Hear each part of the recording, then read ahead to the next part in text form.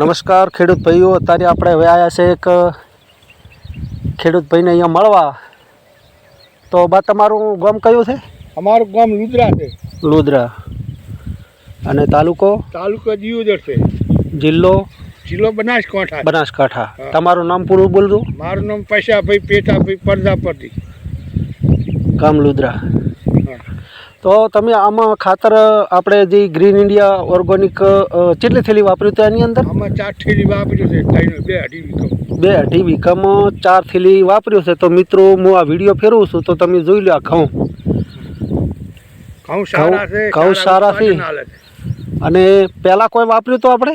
હા, પહેલાં મગફળીમાં આનું આ ખાતર વાપર્યું. હા, મગફળીમાં ગ્રીન ઇન્ડિયા આનું આ વાપર્યું હતું અને પાછી ઘવામાં વાપર્યું આ બીજી વાર.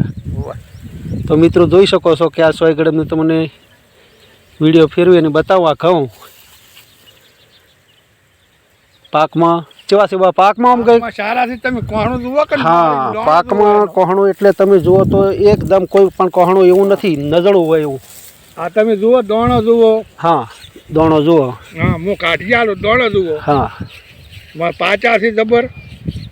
પાકમાં કોઈ ફેર નથી. હા, અને ખરેખર ખાતર તો આજ લવરાય. અને ખેડૂત ભાઈને તમે આના વિશે શું માહિતી આલો છો કે આ ખાતર વાપરી શકાય? અહીં તો વાપરનારો વાપરીએ કે આપી તો ક્યાં શકો તમે વાપરો. ખરી વાત છે, પણ તમને બેનિફિટ સારો લાગ્યો. આપણે તો આનું ખાતર વાપરવાનું છે, બીજું કોઈ લાભ નથી. આપણે ખાતર સારું છે, જમીન સારી છે. ગ્રીન ઇન્ડિયા ખાતર ઉપયોગ કરો અને કરવરાવો તો આની અંદર મિત્રો તમે જોઈ શકો છો કે ડીએપી, યુરિયા, સલ્ફર, પોટાશ કોઈ પણ નાખ્યું નથી. છતાંય કોઈ રાસાયણિક ખાતર ના નાખવા છતાં પણ આ ઘઉંનું તમે બેનિફિટ જોઈ શકો છો કે આ રીતના ઘઉં છે. તો મિત્રો આનાથી અધિક હોય શું તમે જોઈ શકો છો. લાયું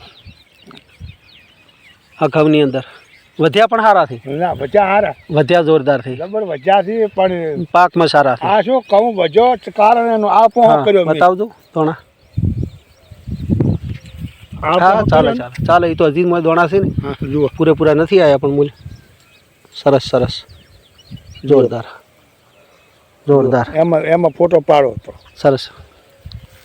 તો મિત્રો જય હિન્દ, જય ભારત, જય ખેડૂત ભાઈ.